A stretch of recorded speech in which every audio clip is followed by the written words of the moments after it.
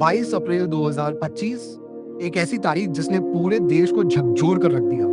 जम्मू कश्मीर के पहलगाम के पास स्थित खूबसूरत बैसवन घाटी में सैकड़ों पर्यटक कश्मीर की मनमोहक वादियों का आनंद लेने पहुंचे थे। इस स्थान को अक्सर कश्मीर का मिनी स्विट्जरलैंड कहा जाता है, लेकिन कुछ ही मिनटों में ये शांति भय और आतंक में बदल गई। लश्कर ए तैयबा के भारी हथियारों से लैस आतंकवादी वहां पहुंचे। उनके पास सैन्य स्तर के हथियार थे, जिनमें AK सीरीज की राइफलें और एक M4 कार्बाइन शामिल थी।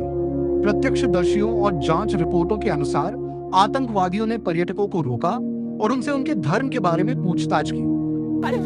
साइड में था एक इंसान आया, उसने उसको गोली मार दी। यहाँ पे उसने बोला कि शायद मुस्लिम नहीं है, उसने उसको गोली मार दी।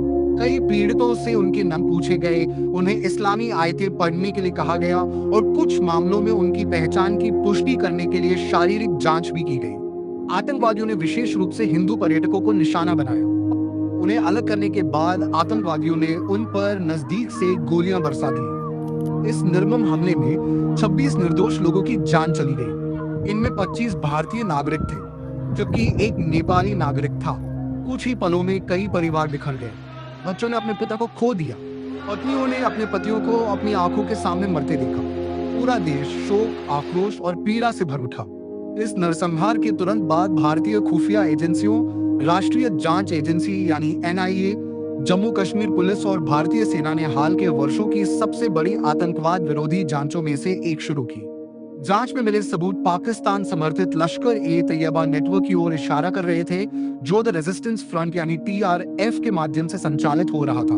जैसे जैसे खुफिया रिपोर्टें सामने आती गईं, भारत ने अपने जवाब की तैयारी शुरू कर दी। एक ऐसा जवाब जिसे बाद में ऑपरेशन सिंदूर के नाम से जाना गया। उन आतंकियों को और इस हमले की साजिश रचने वालों को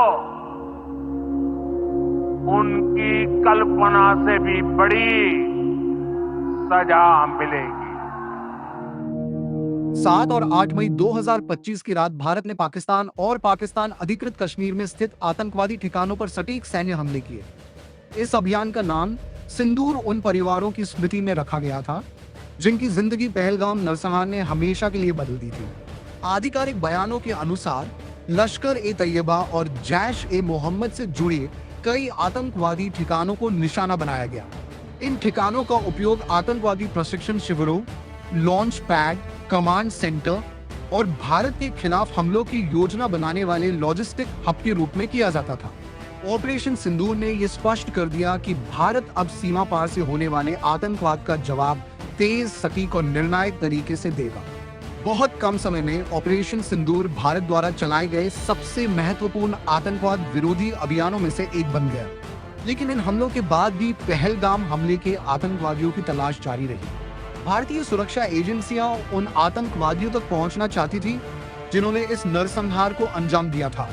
पूरे जम्मू कश्मीर में जांच का दायरा बढ़ाया गया, इलेक्ट्रॉनिक निगरानी को और मजबूत किया गया, मानव खुफिया नेटवर्क सक्रिय किए गए, सैटेलाइट संचार संकेतों पर लगातार निगरानी रखी गई। एक विशेष सैटेलाइट फोन का सिग्नल बार बार जांच एजेंसियों का ध्यान आकर्षित कर रहा था। कई महीनों तक खुफिया एजेंसियों ने उसकी गतिविधियों पर नजर रखी। फिर जुलाई 2025 में वह सिग्नल एक बार फिर सक्रिय हुआ। यही सफलता सुरक्षा बलों को श्रीनगर के बाहरी क्षेत्र में स्थित दाचीगाम और महादेव रिज के घने जंगलों तक ले गई। 28 जुलाई 2025 को ऑपरेशन महादेव शुरू किया गया। इस अभियान में भारतीय सेना, राष्ट्रीय rifles, CRPF, Jammu Kashmir police और भारतीय सेना के विशिष्ट पैरा स्पेशल फोर्सेस के जवान शामिल थे। सटीक खुफिया जानकारी के आधार पर सुरक्षा बलों ने जंगल के भीतर स्थित संदिग्ध ठिकाने को चारों ओर से घेर लिया। इसके बाद एक भीषण मुठभेड़ शुरू हुई। कुछ ही समय में लश्कर ए तैयबा के 3 आतंकवादियों को मार गिराया गया। इनमें सुलेमान शाह और हाशिम मूसा भी शामिल था, जिसे जांच एजेंसियों ने पहलगाम नरसंहार का मुख्य साजिशकर्ता बताया। अन्य 2 आतंकवादियों की पहचान अफगान और जिब्रान के रूप में की गई, जो इस अभियान में मारे गए। मुठभेड़ के बाद बरामद हथियारों में AK-47 राइफलें और एक M4 कार्बाइन शामिल थी।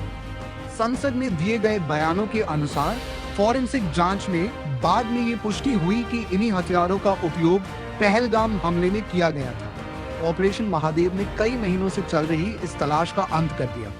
वैसरन घाटी में निर्दोष पर्यटकों की हत्या करने वाले आतंकवादी आखिरकार खोज लिए गए और मार गिराए गए। पहलगाम की त्रासदी से ऑपरेशन सिंधु की सटीक कार्रवाई तक और अंत में ऑपरेशन महादेव के दौरान आतंकवादियों के खात्मे तक 2025 की ये घटनाएं भारत की आतंकवाद के खिलाफ लड़ाई के इतिहास का एक महत्वपूर्ण अध्याय बन गई। 26 निर्दोष लोगों ने अपनी जान गंवाई, एक राष्ट्र शोक में डूब गया, एक राष्ट्र ने जवाब दिया और एक राष्ट्र ने यह सुनिश्चित किया कि दोषियों को न्याय के कटघरे तक पहुंचाया जाए। जय हिंद।